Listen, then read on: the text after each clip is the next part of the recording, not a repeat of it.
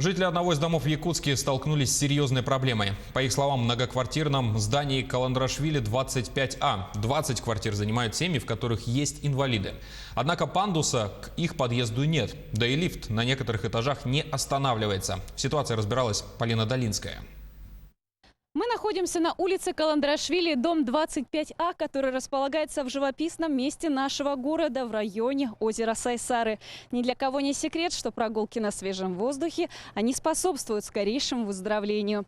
Но жильцам этого дома совсем не для прогулок.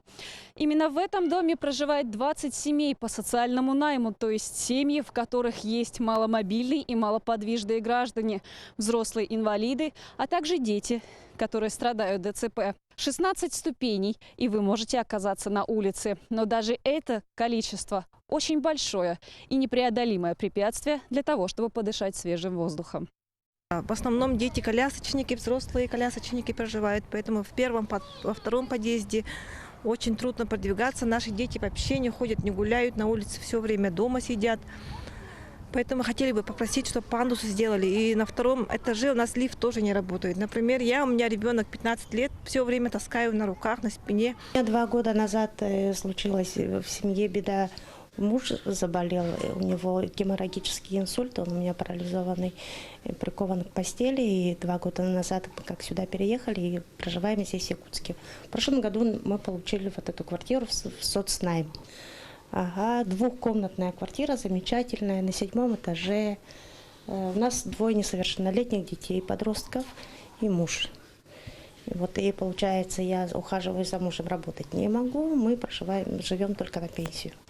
Из этого минус аренда, минус за лекарства, которых, как всегда, в аптеках, то есть в поликлиниках нет, покупаем все сами.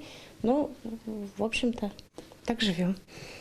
Это история только 2 семей, а их в этом доме 20. Квартиры были выданы республиканским ипотечным агентством под социальный найм.